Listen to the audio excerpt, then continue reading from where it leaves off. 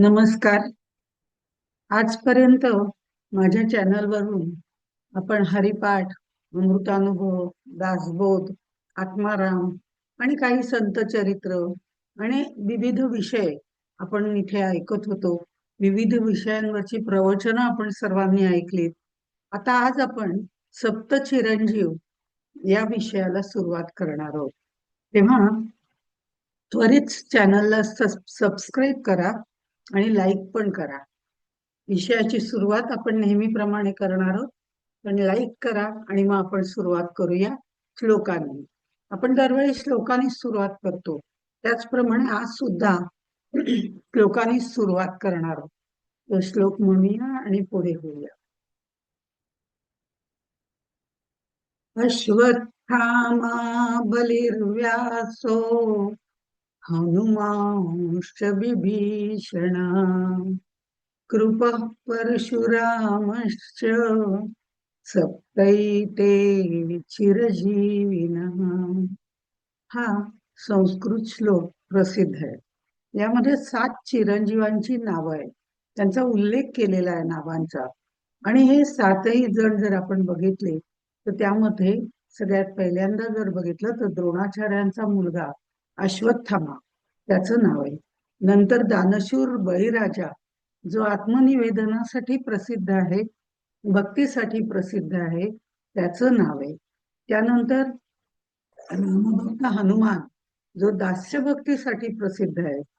वेदव्यास, ज्यांनी 18 पुराणांचं लिखाण केलं, वेदांच्या ऋचांचं संकलन केलं, अशा व्यासांचा आपण गौरव म्हणून किंवा स्मरण म्हणून व्यास पौर्णिमेला आपण त्यांचं स्मरण करत असतो. त्यांचंही नाव याच्यामध्ये आहे.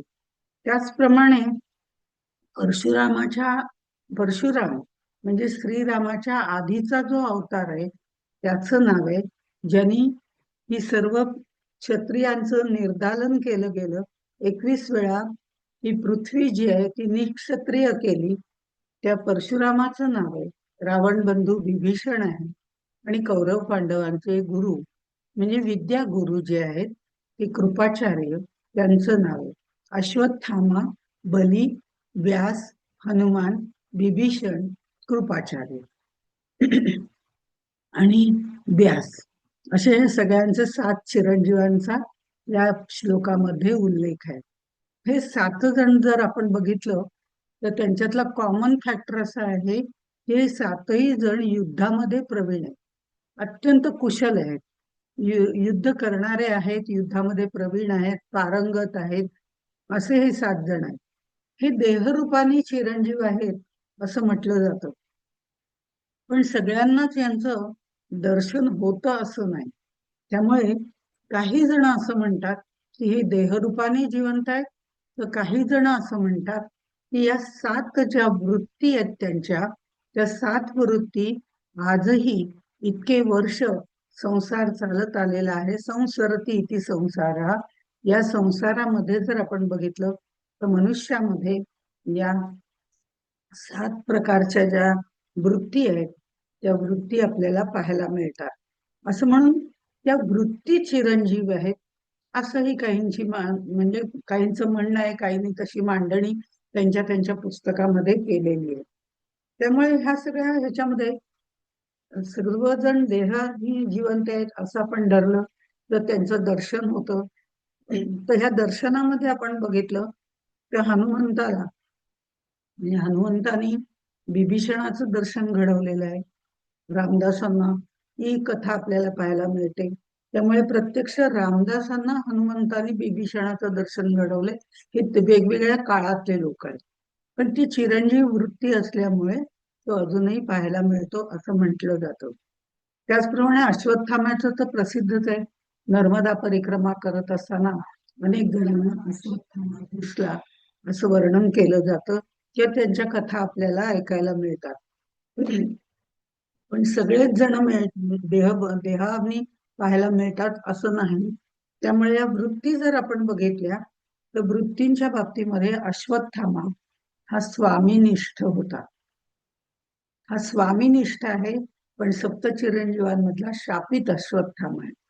ही स्वामीनिष्ठा त्याची भलतीकडे होती, त्यामुळे तो दुर्वर्तनी झाला आणि त्याला शाप मिळाला. बळीराजा जो आहे तो दानशूर म्हणून प्रसिद्ध आहे.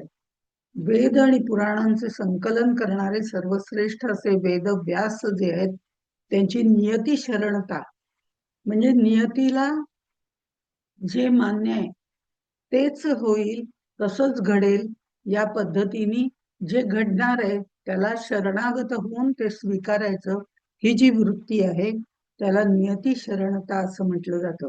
म्हणजे अश्वत्थामाची स्वामीनिष्ठा, बळीराजाची दानशूरता, वेदव्यासांची नियती शरणता आणि हनुमंताची दास्य भक्ती तर सर्वत्र प्रसिद्धच आहे.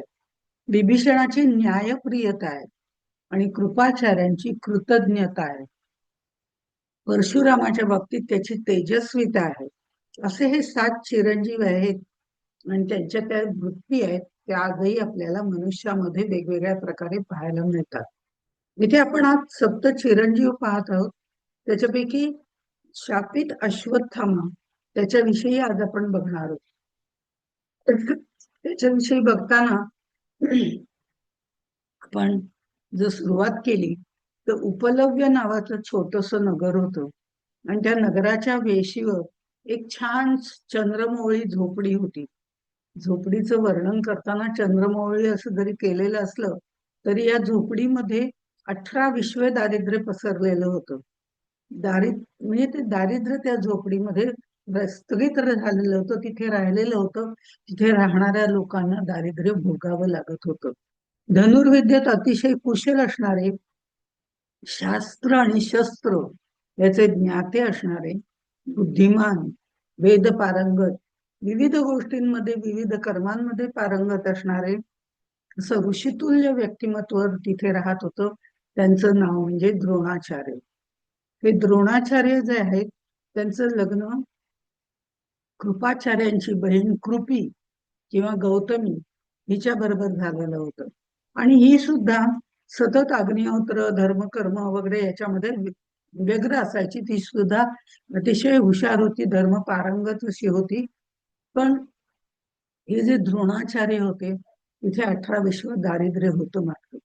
पण त्यावेळेला त्या ते द्रोणाचार्य तिथे येणारी जी मुलं होती ते गरीब असू देत, श्रीमंत असू देत, सावकार असू देत, विद्वानांचे असू देत, या सगळ्यांना शस्त्र आणि अस्त्र विद्या शिकवायचे.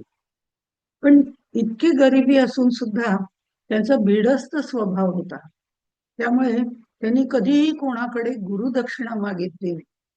आणि या दोघांमध्ये सगळं तसं सुरळीत जरी चाललेलं असलं, त्यांचे ते सगळे धनुर्विद्या वगैरे बाकीच्या विद्या शिकवत वगैरे असले तरी सुद्धा खाण्यापिण्याची थोडीशी ददात होती.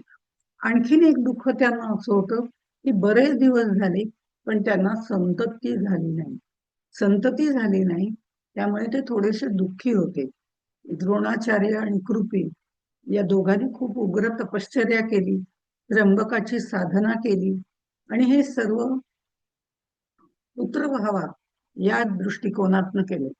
पण जे काही आपल्याला येतंय ते पुढे आपल्या मुलाला शिकवावं आणि मुलांनी ते सर्व पुढे चालू ठेवावं, हा त्या काळचा विचार जो असतो तो साधा विचार त्यांचा होता, बाकी काहीही त्यांची अपेक्षा नव्हती. आणि मग या चंद्रमौळी झोपडीमध्ये अश्वत्थामा आला. अश्वत्थामा जन्माला आला. त्र्यंबकेश्वर महादेव आणि अंतक म्हणजे यम या दोघांच्या कामक्रोधापासून त्याचा जन्म झाला आणि याच्या जन्मात तो सुद्धा अयोनिज असं म्हटलं जातं त्याला. पण तो सुद्धा जन्माच्या वेळी उच्चैश्रवा जो अश्व आहे त्या अश्वाप्रमाणे मोठ्याने किंकाळत ओरडत असा त्याचा जन्म झाला.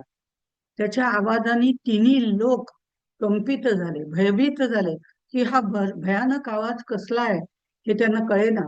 आणि नंतर मग आकाशवाणी झाली की हा मुलगा अश्वत्थामा या नावाने प्रसिद्ध होईल. अश्व म्हणजे घोडा, स्थमन म्हणजे बळ, असा अश्वत्थामा ज्याच्या मध्ये घोड्याची शक्ती आहे, हॉर्स पॉवर ज्याला आपण आत्ताच्या काळामध्ये म्हणतो, कलियुगामध्ये ती येणारच आहे आणि त्याप्रमाणे सगळ्या गोष्टी चालू राहणार आहेत. कलियुगामध्ये सुद्धा या सगळ्या गोष्टी आपण बघतो. त्याच्यामध्ये घोड्याची तीव्र शक्ती होती, प्रचंड बळ होतं आणि महावीर्यशाली असा हा अतुल पराक्रमी आणि तितकाच दिसायला देखणा असा हा अश्वत्थामा होता खरं म्हणजे. त्याचं वर्णन जे केलं गेलेलं आहे लहानपणचं, त्याचं जे वर्णन केलं गेलेलं आहे ते या पद्धतीने त्याचं वर्णन केलं गेलंय की त्याचा जो चेहरा होता तो उमललेल्या कमळासारखा होता. मान त्याची सिंहासारखी होती, सिंहग्रीव ज्याला म्हटलं जातं. चाल त्याची मधोमत्त हत्तीसारखी होती. म- आणि गोड बोलणारा रेखीव अवयवाचा, भरदार छातीचा असा बुद्धिमान, दिसायला देखणा असं त्याचं वर्णन केलं गेलेलं आहे. अत्यंत पराक्रमी होता. जन्मतः त्याच्या कपाळावरती एक मासल उंचवटा असा तिथे आपल्याला पाहायला मिळतो आणि तो त्याच्यात मध्ये नीलमणी होता असं सांगितलं जातं. हा जो कपाळावर उंचवटा आहे त्याच्यामध्ये जो नीलमणी होता तो त्याला जन्मजात प्रसाद म्हणून मिळालेला होता. आणि आणखीन एक वैशिष्ट्य त्याचं असं होतं की पिता द्रोण यांची आज्ञा त्यांनी कधीही उल्लंघन केली नाही, नाही कायम प्रमाण मानलेली आहे. त्यामुळे एखादी व्यक्ती चांगले गुण असून सुद्धा काळाच्या किंवा नियतीच्या भोवऱ्यात कशी सापडते त्याचं मूर्तिमंत उदाहरण म्हणजे शापित अश्वत्थामा.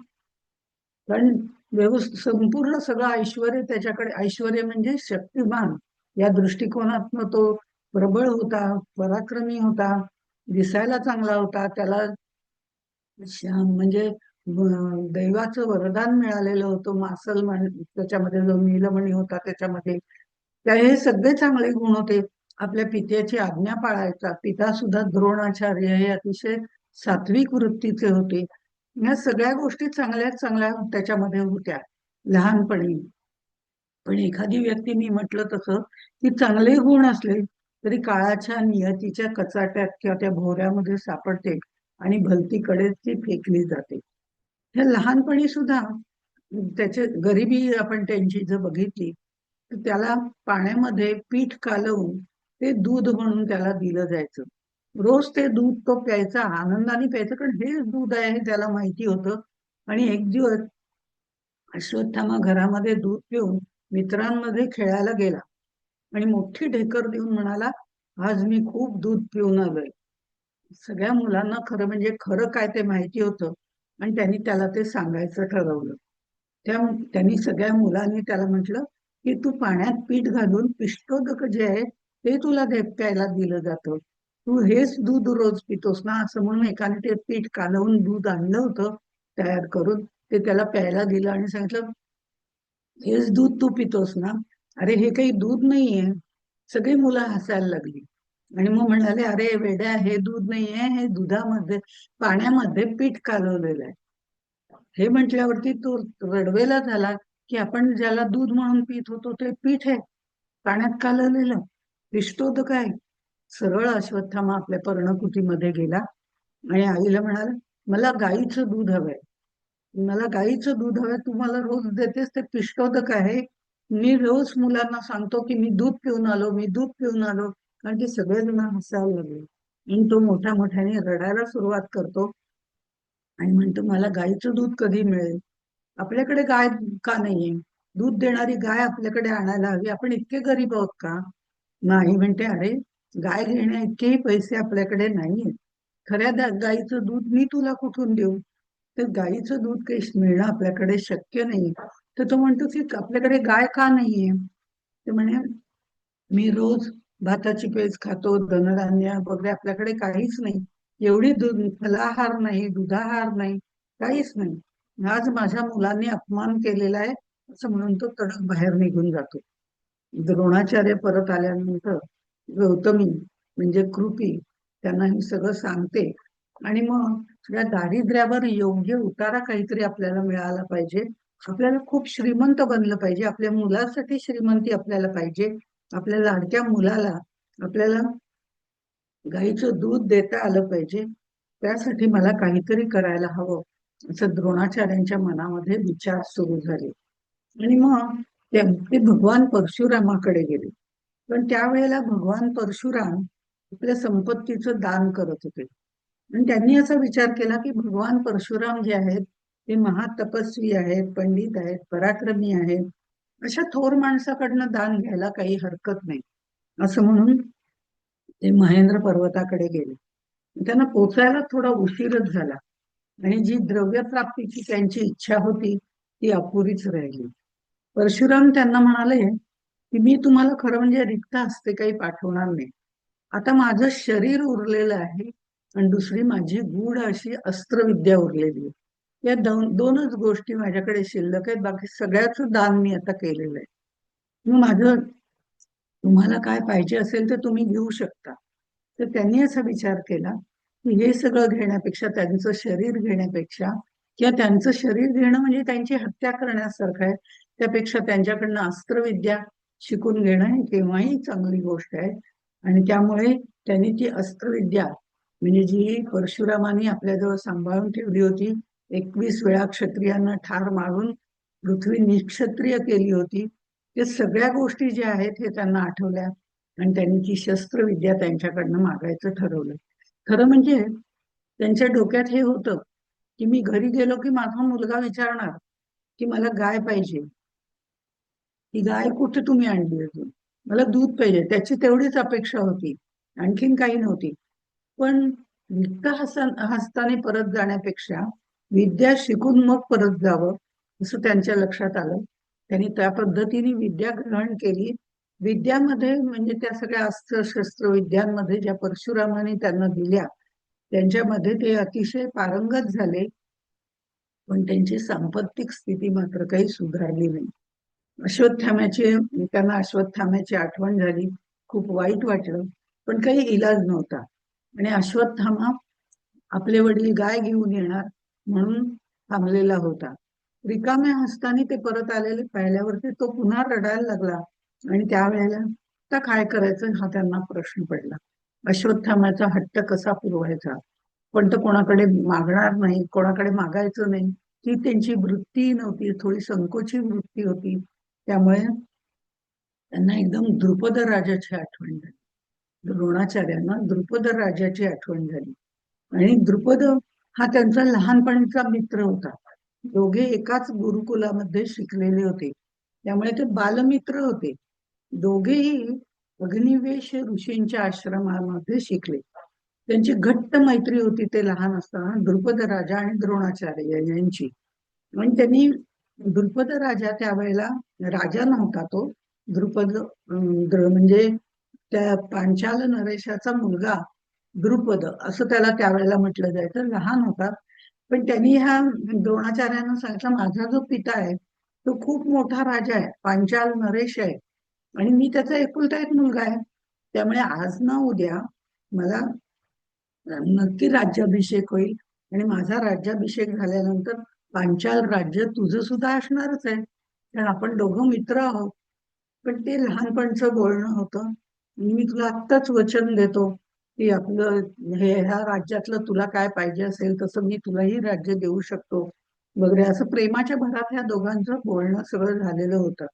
त्याला वाटलं की आपण निदान द्रुपदाकडे जावं. आता तो पांचाल नरेश झालेला आहे, राज्याभिषेक झालेला आहे, तोही मोठ्या ह्याच्यावरती आहे, त्याच्याकडे जाऊन आपल्याला गायी मागता येतील आणि मग पुन्हा परत येता येईल. राज्य वगैरेची त्यांना काही अपेक्षाही नव्हती आणि काहीच नव्हतं. तो पांचाल नरेशाकडे गेला, अश्वत्थाम्याला घेऊन गेला. अश्वत्थामा, कृपी आणि ते असे त्या पांचाल नरेश द्रुपद राजाकडे गेले. आणि तिथे गेल्यानंतर त्यांनी सांगितलं की त्या नरेशाला सांग की तुझा लहानपणीचा बालमित्र आलेला आहे वगैरे. तर तो म्हणतो बालमित्र कोण? तो म्हणे द्रोणाचार्य. म्हणून तो द्रोणाचार्य आतमध्ये जातात त्या सभागृहामध्ये. त्यावेळेला त्यांचा तो एकूण अवतार बघून, त्यांची ती गरिबी बघून द्रुपद राजाला त्यांचा तिरस्कारच वाटला. आणि तिरस्कारयुक्त नजरेने पाहत तो म्हणाला, तू आणि माझा बालपणीचा मित्र, स्वतःचा अवतार बघ एकदा, किती दरिद्री अवतार आहे तुझा. आणि द्वारपाला बरोबर तू निरोप पाठवला म्हणून मी तुला आत बोलवलं, पण तुला काय असं वाटलं की काय की मी सिंहासन सोडीन, धावत धावत तुला मिठी मारीन, अशी का तुझी अपेक्षा आहे? बाकी सगळेजण दरबारातले हसायला लागले. हा खूप मोठा अपमान झाला. द्रोणाचार्यांनी त्याला लहानपणची आठवण करून दिली. अरे आपण दोघं अग्निवेश ऋषींच्या आश्रमामध्ये शिकत होतो आणि तरी सुद्धा तू मला अजून ओळखत नाहीयेस. आपली किती घट्ट मैत्री होती, या सगळ्या आठवणी त्याला करून दिल्या, पण कशाचाही काहीही उपयोग झाला नाही. आणि हा अपमान द्रोणाचार्यांच्या जिव्हारी लागला आणि ते म्हणले, हे सर्व तुझं तुला लखलाभ हो, पण हे एक गोष्ट लक्षात ठेव, तुझा हा उद्दामपणा आणि तू केलेला माझा जो अपमान आहे, तो अपमान, त्या अपमानाचा सूड मी नक्की घेईन. मग द्रोणाचार्य तिथून बाहेर पडले. तिथे काहीच मिळालं नाही. अश्वत्थामा सुद्धा मोठी वळून द्रुपद राजाकडे भेदक नजरेने पाहत होता. आता फक्त सुडाचा विचार या दोघांच्या मनामध्ये निर्माण झाला. गौतमीला थोडस दुःख झालं की लहानपणचा मित्र असून साध्या गायी करता आपण आलेलो होतो, पण ती पण आपल्याला मिळाली नाही. अशा पद्धतीने तिला थोडस वाईट वाटलं. अश्वत्थामा, गौतमी आणि द्रोण म्हणजे द्रोणाचार्य हे सगळेजण नंतर तिथून हस्तिनापुरामध्ये आले. कृपाचार्यांनी सगळ्यांना धीर दिला, कारण कृपाचार्यांची बहीण म्हणजेच गौतमी होती आणि आपली बहीण आली, बहिणीचे म्हणजे मेहुणे आलेले आहेत, भाचा आलेला आहे, हे सगळं त्यांनी बघितलं. त्यांचं एकूण दारिद्र्य बघितलं. आणि कृपाचार्य हे त्यावेळेला कौरव पांडवांचे विद्यागुरु होते, अस्त्र शस्त्र शिकवणारे. त्यांनी मग त्यांच्याच वाड्यामध्ये, राजवाड्यामध्ये राहण्याची त्यांची सोय केली. आणि हस्तिनापुरामध्येच तुम्ही राहा, काही बिघडत नाही, इथे निदान अश्वत्थाम्याचे दिवस सुखात तरी जातील, असं म्हणून त्यांनी त्या सगळ्यांना तिथेच राहायला सांगितलं. तिथे ते राहायला सुरुवात झाल्यानंतर तिथे केदारेश्वराचं मंदिर होतं. त्या मंदिरामध्ये अश्वत्थामा रोज जात असे, कारण अश्वत्थामा हा शंकराचा म्हणजे भक्त होता. त्याला शंकराची भक्ती करायला आवडत होतं. तो रोज त्या देवळामध्ये जात असे आणि तिथे त्याला भरजरी वस्त्र घातलेला, तेजस्वी नेत्रांचा, सावळा रंग असलेला अर्जुन तो त्याला भेटला. आणि अर्जुन दोघांनी एकमेकांकडे कुतूहलाने पाहिलं की हा कोण नवीन आलाय वगैरे, अशा पद्धतीने या दोघांची तिथे ओळख झाली, अर्जुनाची आणि अश्वत्थाम्याची. अर्जुन म्हणाला, मी शंकर भक्त आहे. अश्वत्थामा म्हणाला, मी पण शंकर भक्त आहे. मग आपण दोघं जण रोज इथे भेटत जाऊ. दोघं जण रोज भेटायला लागले. दोघांमध्ये छान मोकळेपणाने गप्पा होत असत. आणि गप्पा होत असताना दोघांनी एकमेकांना नावही सांगितली. तेव्हा अश्वत्थामा म्हणाला की तुम्हाला कृपाचार्य म्हणून माहिती आहेत का तुला? तर ते कृपाचार्य माझे मामा आहे, म्हणजे त्यांची जी बहीण आहे गौतमी ती माझी आई आहे, असं सगळं सांगितल्यावर तो म्हणा, आम्ही अलीकडे तिकडे राहायला आलो, असं सगळं सांगितल्यावरती अर्जुनाला आणखीन त्याच्याबद्दल प्रेम निर्माण झालं. कारण तो म्हणाला, अरे अर्जुन म्हणाला म्हणजे की अरे ते तर आमचे आचार्य आहेत आणि तू त्या आचार्यांचा भाचा आहे. ते आचार्य जे कृपाचार्य आहेत त्यांची आम्ही पूजा करतो, ते आम्हाला पूजनीय आहेत, गुरुच्या स्थानी आहेत. आणि मग दोघांना त्यामुळे आणखीनच आनंद झाला आणि रोज मंदिरात भेटायचं ठरवलं. आणि त्याप्रमाणे दोघंही भेटत होते एकमेकांना, मित्र स्वरूपात भेटत होते, एकमेकांची गप्पा मारत होते. आणि एकमेकांचा परिचय जास्त वाढत गेल्यानंतर मग अर्जुन विलक्षण कुतूहलाने अश्वत्थामाला म्हणाला, हा माणसं गोळा जो तुझ्या डोक्यावरती किंवा कपाळावरती आहे तो उंचवटा कसला आहे रे? त्यावरती अश्वत्थामाने आपलं गुपित त्याला सांगितलं. अरे या उंचवट्याच्या आतमध्ये जन्मजात नील रंगाचा मणी आणि हा मला मिळालेला दैवी प्रसाद आहे. त्यावेळेला अर्जुनाने तिथे हात लावला आणि म्हणाला, हा दैवी प्रसाद असेल तर ह्याला नीट जप बरं का, जीवापाड जप. त्या दोघांनी एकमेकांकडे बघितलं, हसले आणि सर्व त्यावेळेला सगळे विद्यार्थी एकमेकांकडे जाऊन भेटत असत, बोलत असत. आणि मग त्यांनी हे सगळेजण हळूहळू कृपाचार्यांकडे जसे शिकायला येत होते त्याप्रमाणे हे गौतमी आणि द्रोणाचार्य हे कृपाचार्यांकडे राहत असल्यामुळे हळूहळू त्यांची ओळख या पांडवांशी व्हायला लागली, कौरवांशी व्हायला लागली. आणि हे सगळं एकमेकांशी ओळख होत असताना धनुर्विद्येच्या गप्पा, अस्त्रशस्त्राच्या गप्पा, अशा सगळ्या गोष्टी घडत होत्या. आणि त्यावेळेला मित्र म्हणजे हे सगळे खेळत होते आणि विटीदांडूचा खेळ चाललेला होता. आणि तो खेळ चाललेला असताना त्यांची विटी विहिरीमध्ये पडली. ती पडल्यानंतर द्रोणाचार्य तिथे होते.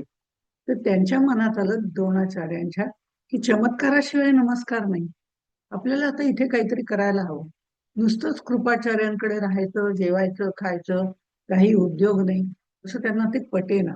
काहीतरी आपल्याला इथे म्हणजे उद्योग पाणी मिळालं पाहिजे. आपलं रक्षण करण्याकरता आपल्याला स्वतंत्रता मिळण्याच्या दृष्टिकोनातून त्यांना असं वाटलं काहीतरी आपल्याला इथे कार्य करायला मिळालं पाहिजे. हस्तिनापूर सारखं राज्य आहे, तिथे काहीही आपल्याला मिळू शकतं.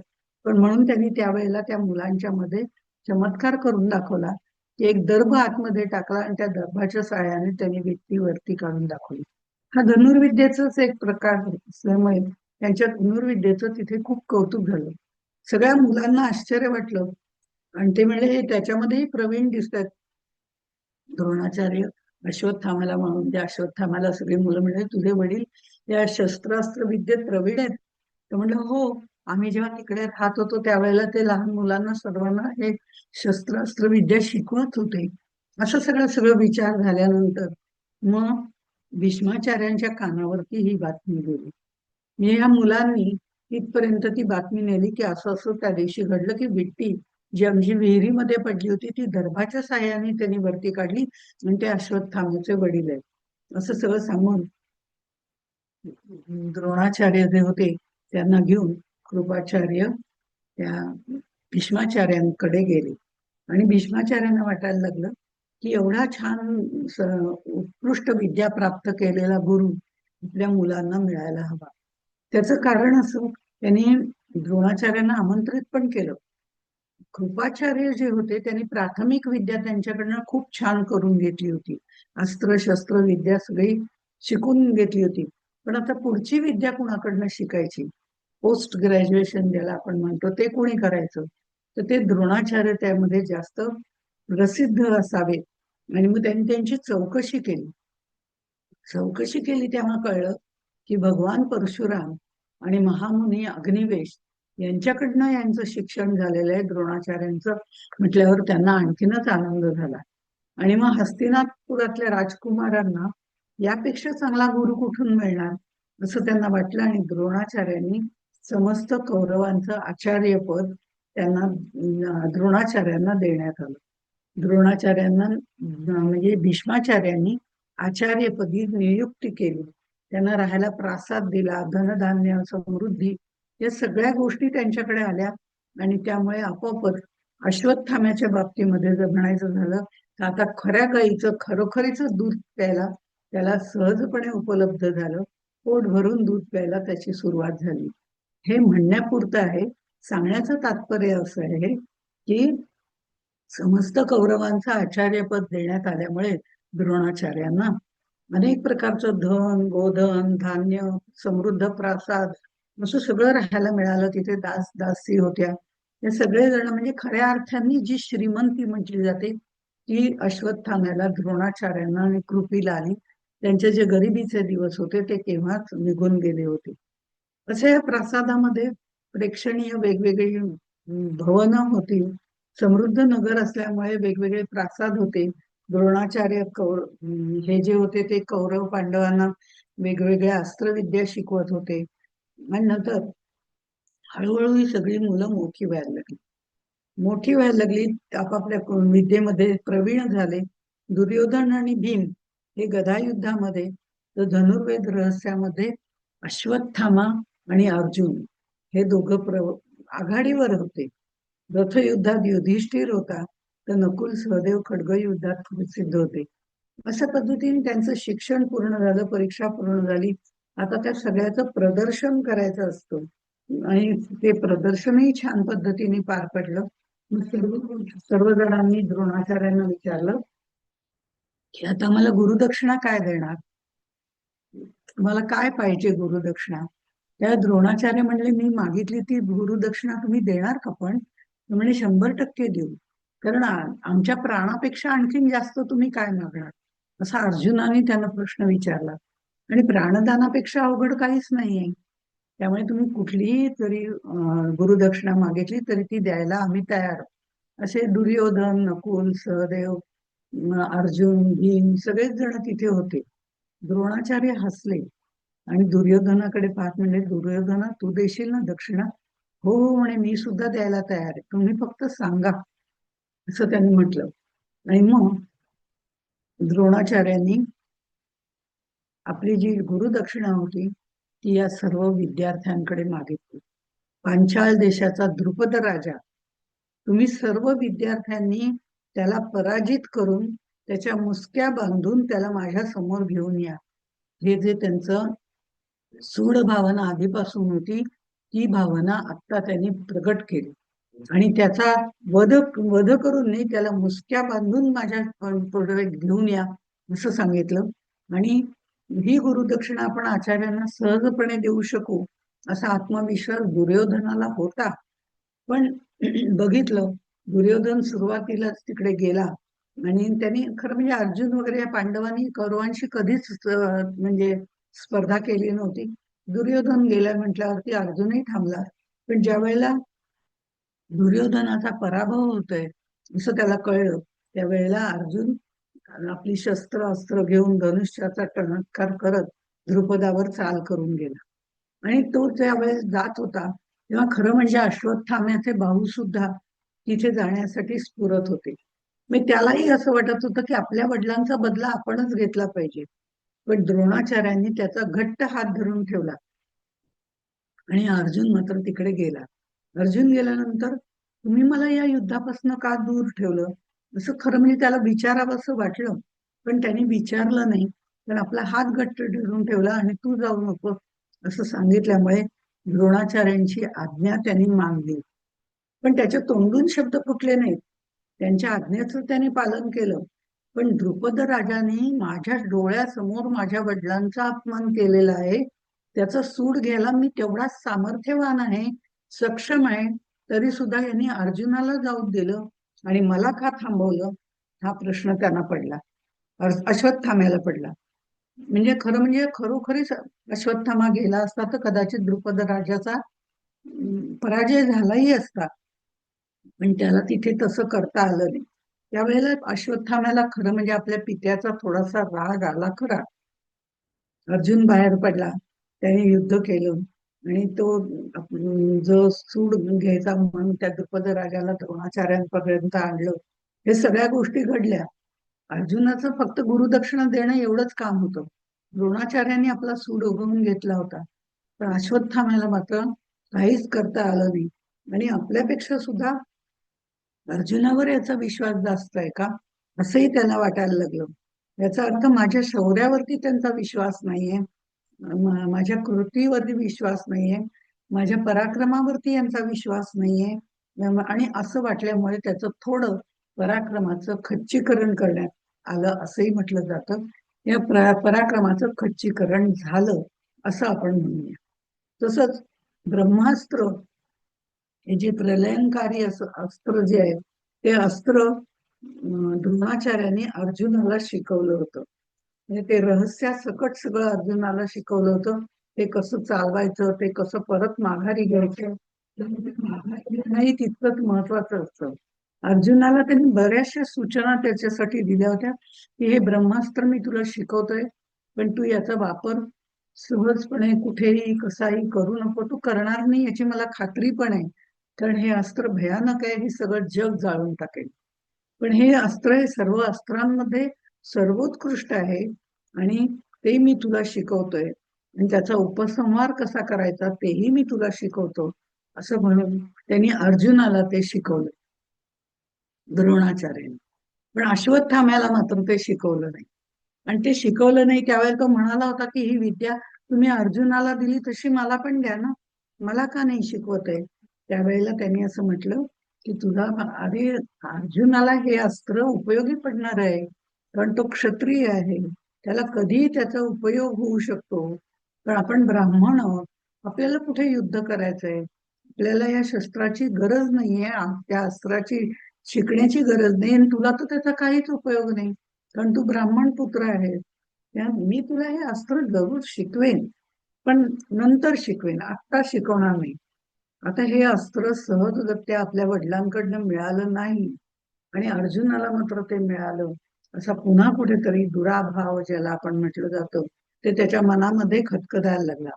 अर्जुनाच्यात आणि त्याच्यात हळूहळू असा दुरावाद निर्माण व्हायला सुरुवात झाली.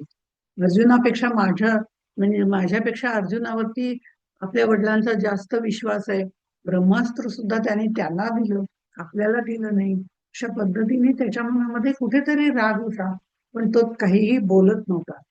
हळूहळू या कौरव आणि पांडवांमध्ये वेगवेगळ्या प्रकारे मतभेद व्हायला सुरुवात झाली. पण या दोघांमध्ये समेट केला पाहिजे असं अश्वत्थामाला वाटायला लागले. कारण तो दोघांशीही खेळत असे, लहानपणापासून मोठा झालेला होता, हे सगळं जर चाललेलं होतं, त्यामुळे त्याला असं वाटलं या दोघांमध्ये भांडणं व्हायला नकोत खरं म्हणजे.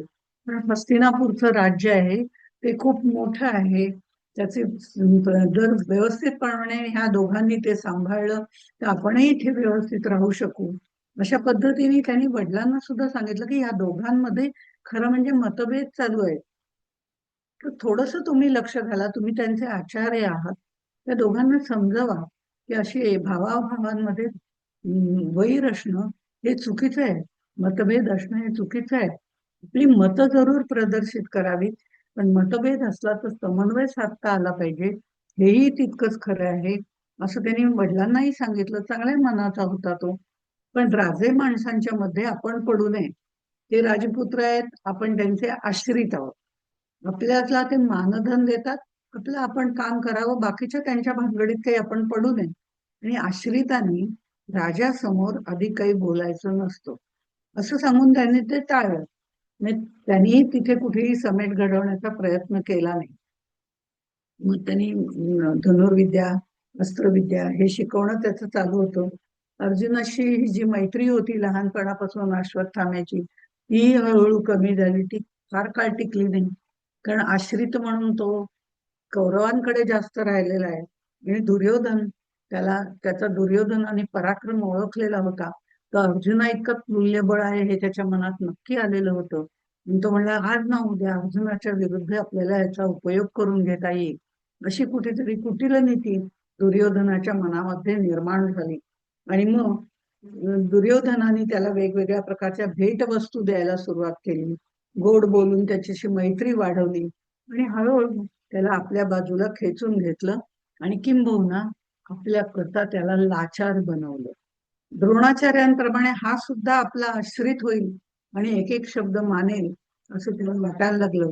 आणि त्याप्रमाणे दुर्योधनाने त्याला वेगवेगळ्या भेटवस्तू देऊन, पराक्रमाचं वर्णन करून, तू किती छान पराक्रमी आहेस, विद्वत्ता आहे तुझ्याकडे, सगळ्या गोष्टी आहेत, तुझा राज्यासाठी चांगला उपयोग होऊ शकतो वगैरे असं सगळं बोलायला, बरोबर खोटेपणाने सगळे त्याची कौतुक स्तुती करायला त्याने सुरुवात केली.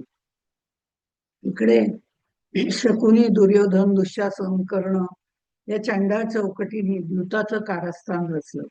गांधारीने समजावलं खरं म्हणजे द्यूत वगैरे खेळू नका, या खेळण्याची व्यवस्था करायला नको खरं म्हणजे असं. पण दुर्योधन इतका प्रचंड हट्टी होता की त्यांनी सांगितलं द्यूताचा खेळ खेळण्याची व्यवस्था जर केली गेली नाही तर मी प्राणत्याग करीन. आता या राजा धृतराष्ट्राचं दुर्योधनापुढे काहीच चालत नसेल.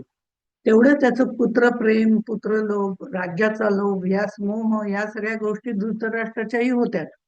तोही काही वेळेला दुर्योधनाच्या मनामध्ये अनेक गोष्टी भरवून देत असे आणि दुर्योधन त्याला बळी पडल्यानंतर म्हणजे ह्या राज्याच्या बाबतीमध्ये पांडवांच्या विरुद्धच्या काही गोष्टींमध्ये. पण नंतर मात्र दुर्योधन हट्ट करतोय, माझं काही ऐकत नाही असं म्हणून धृतराष्ट्र त्यातनं बाजूला होत होते. अशी थोडीशी कुटील नीती दुर्योधनासारखीच धृतराष्ट्राकडे पण होती. त्यामुळे अश्वत्थाम्याच्या हे लक्षात सगळं येत होतं.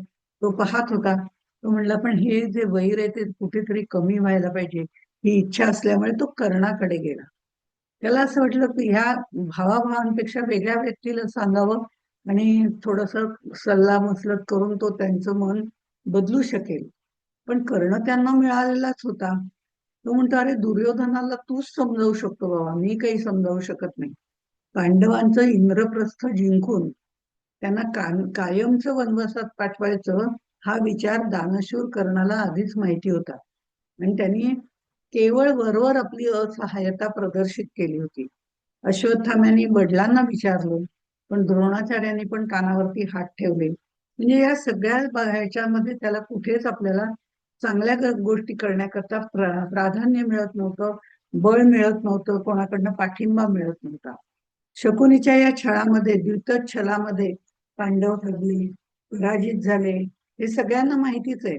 कौरवांनी द्रौपदीला सुद्धा जिंकून घेतलं आणि मग ज्या वेळेला तिला अंतपुरातून ओढत ओढत बाहेर राज्यसभेमध्ये आणलं, त्यावेळेला खरं म्हणजे काही अपशब्द त्या लोकांच्या तोंडून जे आले ते ऐकल्यानंतर अश्वत्थामा ताडकन उभा राहिला, असं वर्णन महाभारतामध्ये केलेलं आहे.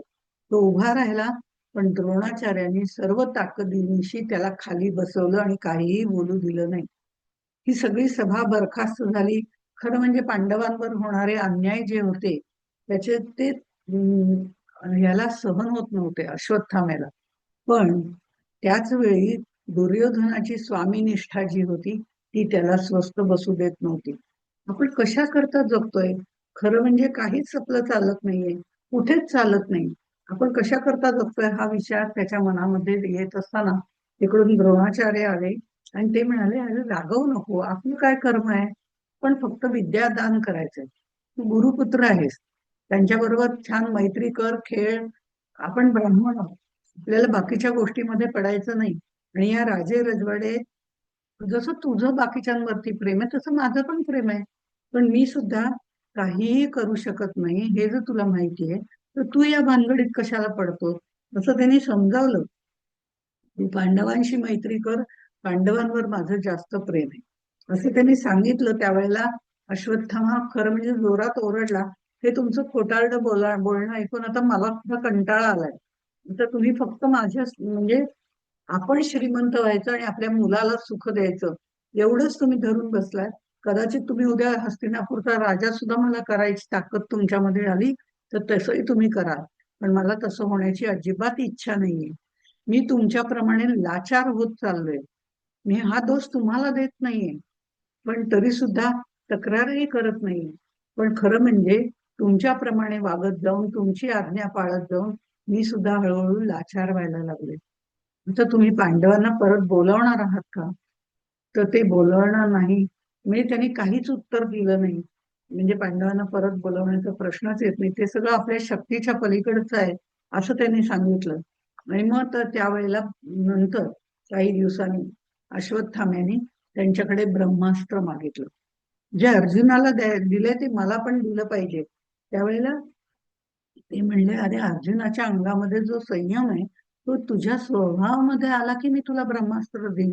पण त्यावेळेला अश्वत्थामा हट्टाला पेटला आणि शीघ्र कोपरी आणि तामसी मी तुमच्यामुळेच झालं. तुमचाच आठवानं द्रुपदावर घेतलेला सूड, तो आठवा म्हणजे तुमच्या लक्षात येईल. आणि अशा ह्या शीघ्र कोपी आणि तामसी वृत्ती ज्याची वाढत चालली होती अशा अश्वत्थाम्याला त्यांनी ब्रह्मास्त्र शिकवलं. हे सगळं शिकवलं, पण ते परत घ्यायचं मात्र तो शिकला नाही. तो अर्धवट ज्ञान घेऊन पुढे गेला. पुढे हस्तिनापुरात राहायचं सुद्धा अश्वत्थाम्याला कंटाळा आला. आता द्वारकेला जाऊन कृष्णाला भेटावं असं त्याला वाटायला लागलं. पण निघण्यापूर्वी दुर्योधनाची परवानगी मात्र त्याने घेतली, कारण दुर्योधनाला सांगितल्याशिवाय तो कुठे जात नसे. आणि त्यावेळेला दुर्योधन खोटं खोटं बोलत, हसत हसत अश्वत्थाम्याला म्हणाला, गादीवर बस, अरे तुझा तोच मान आहे. मिठास हास्य करत वेगवेगळ्या कल्पना त्याने त्याला सांगितल्या. तुझं पांडवांवर प्रेम आहे ते मला आवडतं वगैरे असं म्हटलं. आणि द्यूत खेळलं ते खरं म्हणजे आमची चुकीच झाली असं सगळं नंतर सांगितलं. हे सगळं नंतरचं बोलणं नुसतं वायफळ बोलणं आहे हे अश्वत्थाम्याच्या लक्षात आलं. आणि मग तो हळूहळू कृष्णाला एकदा भेटून यावं असं त्याला वाटत असल्यामुळे तो कृष्णाला भेटायला गेला. आणि कृष्णाला भेटायला गेल्यानंतर कृष्णाने त्याचं आगत स्वागत द्वारकेमध्ये केलं. सगळे ऋषी मुनी त्याला देव मानत होते कृष्णाला, ते त्यांनी बघितलं. स्त्रियांबद्दलचं म्हणजे स्त्रियांना कृष्णाबद्दल वाटणारं भक्तिपूर्ण प्रेम त्यांनी बघितलं. त्याच्या पराक्रमाची भीती वाटणारी लोक बघितली. आणि हे सगळं सगळी द्वारका बघून झाल्यानंतर मग कृष्ण तिथे ज्या वेळेला त्याच्याशी दोघ जण जाताना परत जाताना सगळा पाहुणचार घेतल्यावर तो म्हणाला अश्वत्थाम्याला, "आणखी तुझा सगळा पाहुणचार नीट झाला ना रे?" "हो हो, अगदी व्यवस्थित झाला, काहीच प्रश्न नाही." "पण मग आता कसला विचार करतोय?"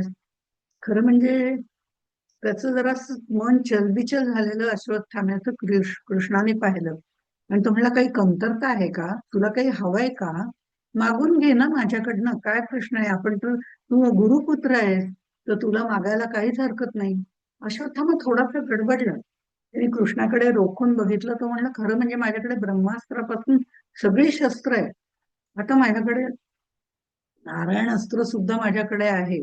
सगळी अस्त्र माझ्याकडे आहेत अश्वत्थाम्याकडे.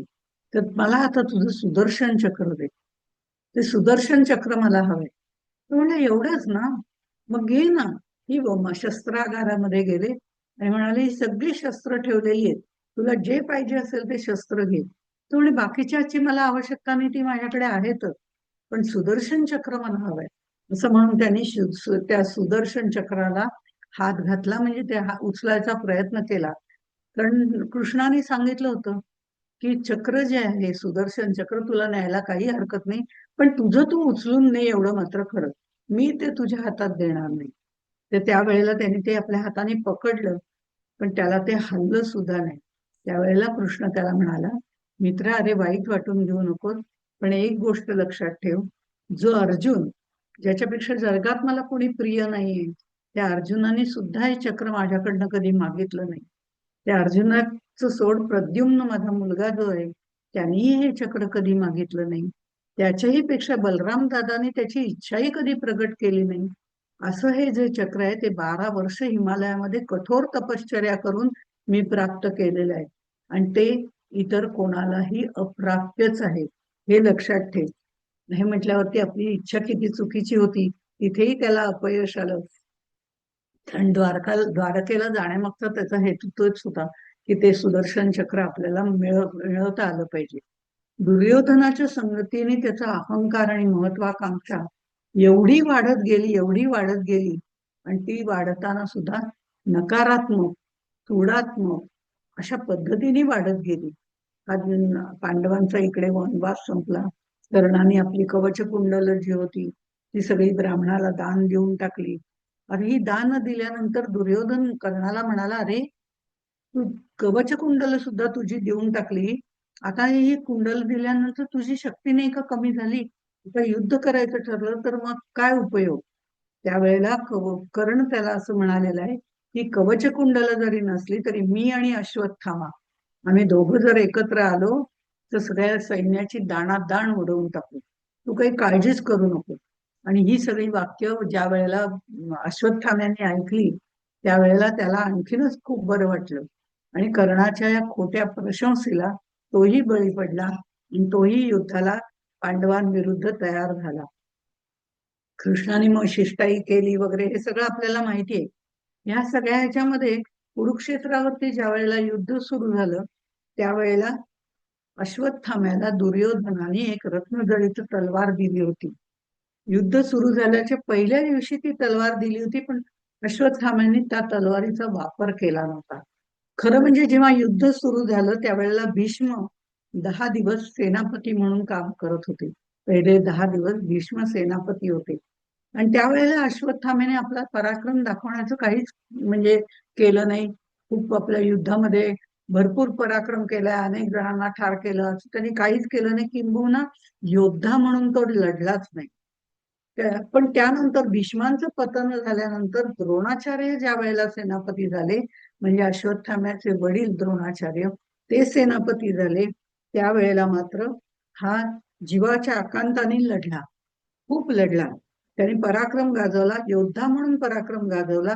अश्वत्थामा प्रचंड त्यांनी आपलं पराक्रम गाजवून सर्वांना चकित करून टाकलं होतं. पण त्यावेळेला त्याचे वडील सेनापती होते आणि पण त्यांचं सुद्धा आता इतकं पतन झालेलं होतं की हे जे सगळं युद्ध चाललं होतं, जवळजवळ युद्धाचा 14वा दिवस उजाडला होता आणि त्यावेळेला सुद्धा कौरव पांडवांचं हे युद्ध चालू असताना द्रोणाचार्य नीतीच्या बाणाने कसरत कसरत खाली आले होते आणि दिवस रात्र काही सूर्यास्त वगैरे काहीही न बघता सूर्यास्तानंतर सुद्धा ते युद्ध करत होते. त्यावेळेला धर्मयुद्ध हळूहळू अधर्म युद्धाकडे जात होतं.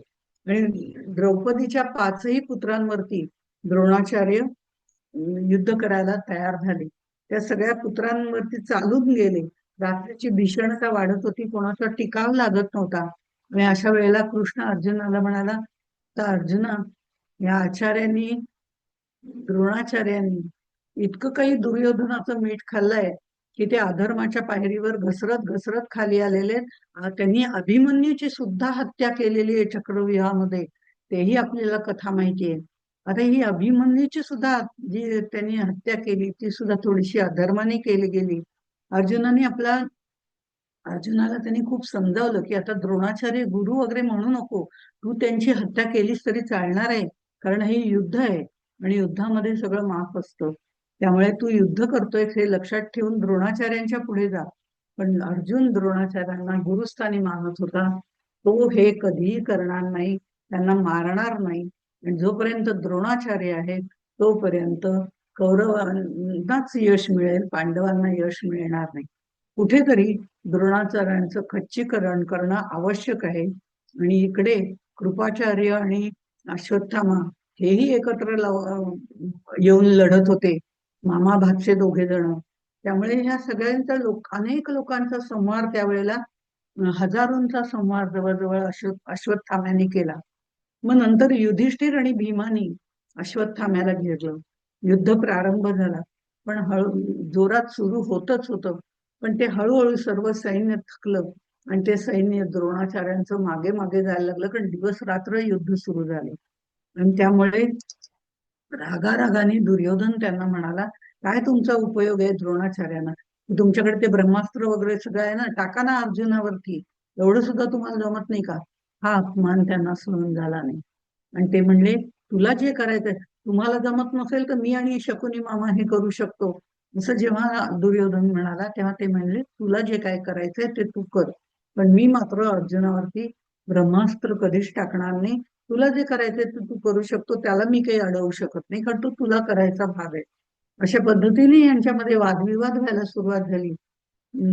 नकुल आणि सहदेव हे कुटिल नीतीमध्ये सुद्धा पारंगत होते, पण त्यांनी ती कधी फारशी वापरली नाही. पण द्रोण जिवंत असेपर्यंत कुठलाही पराभव होणार नाही त्यांचा, हे जेव्हा कळलं त्यावेळेला कृष्णाने कुटिल नीतीचा अवलंब करायचं ठरवलं. युधिष्ठिरही याला तयार नव्हता, अर्जुनही याला तयार नव्हता. पण कृष्णाचं वचन हे खरं आहे, हे नकुल, सहदेव आणि भीम यांनी सांगितलं. त्याप्रमाणे अश्वत्थामा या हत्तीला मारलं गेलं. आणि अश्वत्थामा या हत्तीला मारल्यानंतर द्रोणाचार्यांजवळ जाऊन भीम जोरजोरात म्हणाला, अश्वत्थामा गेला, अश्वत्थामा मेला. अशा पद्धतीने त्यांनी आरडा करायला सुरुवात केली. पण नरोवा कुंजरोवा, तर ते नरोवा म्हटल्यावरतीच त्यांनी वाद्यांचा कल्लोळ सुरू झाला.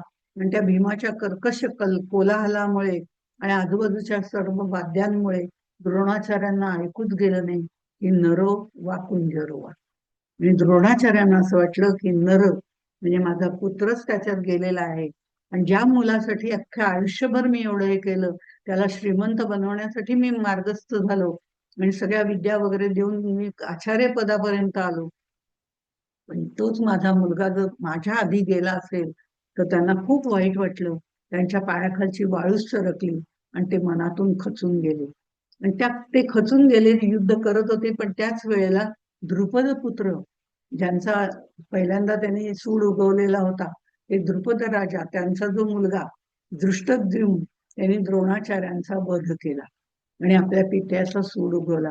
हे सगळं सुडाचं सगळं युद्ध चालू होतं.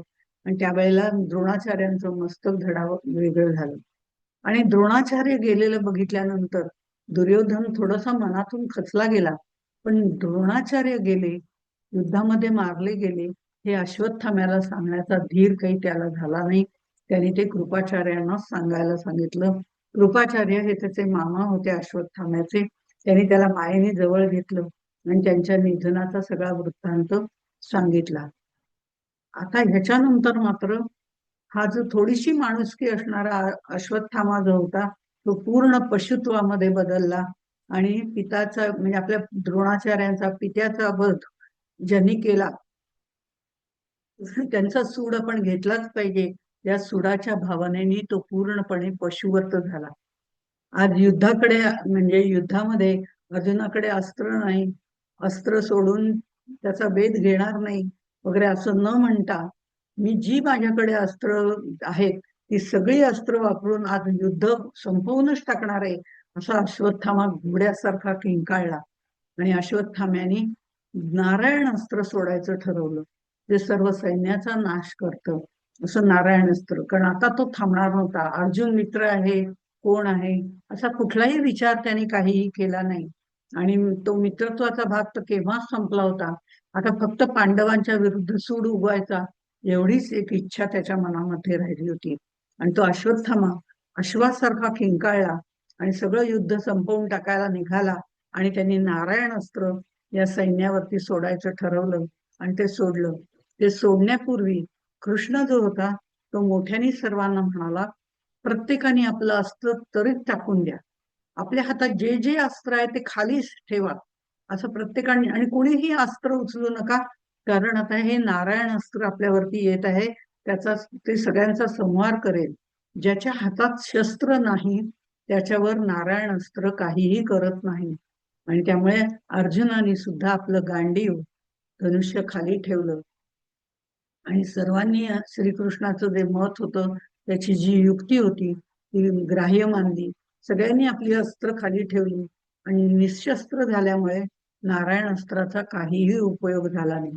युद्धाचा जवळजवळ 18वा दिवस संपत आला. रात्रीच्या भयान अशा काळोखात अश्वत्थामा, कृपाचार्य आणि कृतवर्मा असे तिघ जण शिबिरात बसले होते. इथे पोहोचले आणि त्यावेळेला त्यांनी ती दुर्योधनाने दिलेली जी तलवार होती ती तलवार काढली. ती तलवार त्या अंधारात सुद्धा रत्नजडीत मोठ त्याला होती. ती तलवार सुद्धा तळपत होती, त्याचं पात सुद्धा लखलखत होतं आणि भावनेचे सगळे पाश तुटलेले होते. फक्त आता पशुत्व त्याच्याकडे उरलं होतं. आणि दुर्योधन त्यावेळेला अतिशय वेदनाग्रस्त होऊन जखमांनी भरलेला असा जो दुर्योधन मृत्यूचीच जवळजवळ भीक मागत जमिनीवर पडलेला होता. अश्वत्थामाने हातामध्ये ती तलवार घेतली आणि त्याचे हात आपल्या हातात घेतले आणि त्याच्यावरती अश्रूंचा अभिषेक केला आणि म्हणाला, तुझा मी लाडका मित्र अश्वत्थामा आहे, तो अजून जिवंत आहे, तोपर्यंत तू काळजी करू नको. ज्या पांडवांनी माझ्या पित्याचा वध केलेला आहे त्या त्या सगळ्यांना जखमी म्हणजे तुला यांनी जखमी अवस्थेमध्ये धरणीवरती पाडलेलं आहे, तुझ्यावरती लत्ता प्रहार ज्यांनी केलेला आहे, माझ्या पित्याचा वध केलेला आहे, असे जे पांडव आहेत त्या पांडवांना मी पूर्णपणे नष्ट करून टाकीन, यमलोकी पाठवीन, त्यांचा निर्वंश करीन, ही प्रतिज्ञा मी करतोय. दुर्योधन खरं मध्ये मरणाच्या द्वारामध्ये होता, तरी सुद्धा अश्वत्थाम्याने केलेली प्रतिज्ञा ऐकून त्याला आनंद झाला आणि त्यांनी त्याला परवानगी दिली. त्यालाही त्यांनी सेनापती नंतर केलेलं आहे. युद्धभूमीवरती मग नंतर हा सगळा निश्चय पक्का ठरल्यानंतर एक दिवस युद्धभूमीवरती त्या काळ रात्री, ज्या वेळेला त्यांनी हे सगळं ठरवलं, त्या काळ रात्री झोपलेल्या कृपाचार्यांना उठवून अश्वत्थाम्याने आपला निश्चय सांगितला. तेव्हा त्यांना प्रचंड धक्का बसला. माझा भाबडा भोळा भाबडा असा जो हा भाचा होता, वेद संपन्न होता, सर्व शस्त्रांमध्ये निपुण होता, चांगल्या स्वभावाचा होता, असा हा भाचा त्याने आता विकृतीचं शेवटचं टोक गाठलेलं बघून त्यांना खूप वाईट वाटलं. कृपाचार्यांनी त्यांना समजवायचा प्रयत्न केला, पण काही उपयोग झाला नाही. पांडवांच्या शिबिरामध्ये तो घुसला आणि एखादा राक्षस घुसावा असं गलका सगळ्यांचा मोठा गलका करून ते भयानक रूप धारण करून अश्वत्थामा काळाप्रमाणे संचार करत होता. आणि द्रौपदीचे पाचही पुत्र त्या त्याचा विचारांचा ताबा सुटला होता, पिशाच्च झाला होता तो जवळजवळ. त्यांनी द्रौपदीचे 5 पुत्र जे झोपलेले होते त्यांना त्या गाढ झोपलेल्या त्या द्रौपदीच्या पुत्रांची निर्घृण अशी हत्या केली. आणि युद्धभूमीवरती याला जाऊन सांगितलं दुर्योधनाला, तो तिथे पडलेला होता, तिथे त्याला सांगितलं त्या रात्री की मी ह्या सगळ्यांचा नाश केलेला आहे. मी म्हटलं होतं ना तुला, युद्धभूमीवरती ते दुर्योधनाला सांगताना त्यांनी असं म्हटलेलं आहे मी म्हटलं होतं ना तुला, त्याप्रमाणे मी सगळ्या पांडवांचा नाश केलेला आहे. आता 5 पांडव, कृष्ण आणि सात्यकी एवढेच खरे म्हणजे त्यांच्यामधले राहिलेले, जिवंत राहिलेले. मी पांडवांचा वंश निर्वंश केलेला आहे आणि ह्याच्यात विजय मिळवलेला, असं त्याला आनंद त्याच्या चेहऱ्यावर आणि दुर्योधनाच्या चेहऱ्यावर दिसत होता. विजय मिळवून सुद्धा पांडव पराभूतच झालेले आहेत हे निश्चित आहे. आणि दुर्योधनाला दिलेला आपला शब्द आपण पाळला, त्याची जी स्वामीनिष्ठा आपण धरली होती तीही आपण पाळली, याचंच त्याला कौतुक होत होतं. पण या घृणास्पद आणि वाईट असं कृत्य त्याच्याकडनं घडलं होतं. एका गुरुपुत्राकडनं हे वर्तन घडलं होतं. आणि त्याच्याबद्दल खरं म्हणजे द्रौपदीला खूप वाईट वाटलं. आपले 5ही मुलं नाहीशी झाली, म्हणजे आता त्यांची हत्या झालेली आहे. पुढे हा वंश आता कोण टिकवणार, असे सगळे प्रश्न तिच्या मनात आले. पण तरी सुद्धा तिला अपार पुत्र शोकाचं दुःख झालेलं असताना तिने अश्वत्थाम्याला मात्र माफ केलं. कारण जे दुःख माझ्या पदरी आलं ते उद्या मी अश्वत्थाम्याला मारून टाकलं किंवा अश्वत्थाम्याला मारायला सांगितलं तर हे अर्जुन वगैरे सहजपणे त्याला मारू शकतील. पण तसं केलं तर पत्नी जी आहे तिला खूप दुःख होईल आणि माझं दुःख तिला सहन करायला लागू नये, कारण माझे पुत्र आता परत येणार नाही हे मला माहिती आहे. मग तिला दुःख कशाला द्यायचं, असा म्हणजे छान विचार करून, चांगला सात्विक विचार करून तिने अश्वत्थाम्याला माफ केलं. अश्वत्थाम्याकडे ब्रह्मास्त्र उरलेलं होतं. द्रोणाने ते फक्त अर्जुनाला दिलं होतं, पण अर्जुनासारखा सारासार विचार करणारा अश्वत्थामा नव्हता. हट्टाने त्याने ते आपल्या पित्याकडनं घेतलं होतं. ते विध्वंस करणारं शस्त्र जे होतं ब्रह्मास्त्र, ते आता कुठे सोडायचं ह्याचा विचार तो करत होता. आणि या सगळ्यांच्या मध्ये त्याने ते अस्त्र अभिमन्यूची पत्नी जी उत्तरा, जी गर्भवती राहिलेली होती, तिच्यावरती त्यांनी सोडलं आणि तोही पांडव त्यांनी निर्वंश करून टाकला. जो उत्तरेच्या पोटी जन्माला आला असता त्याचाही निर्वंश करायचं ठरवलं आणि ते अस्त्र त्यांनी तिथे सोडलं. आणि आता पांडवांचा निर्वंश केला या आनंदामध्ये तो तिथून बाजूला झाला. दुसऱ्याच्या दुःखामध्ये सुख मानणारा, दुसऱ्याच्या दुःखामध्ये सुख मानणारा, आनंद मानणारा अश्वत्थामा हळूहळू पांडवांचा निर्वंश केला या आनंदामध्ये दूर हिमालयामध्ये पळून गेला. व्यासांच्या आश्रमात अन्य ऋषींच्या बरोबर ध्यानस्थ बसल्याचा आव आणला, पण तो ध्यानस्थ बसू शकत नव्हता, कारण अपार हत्या त्याच्या हातून घडलेल्या होत्या.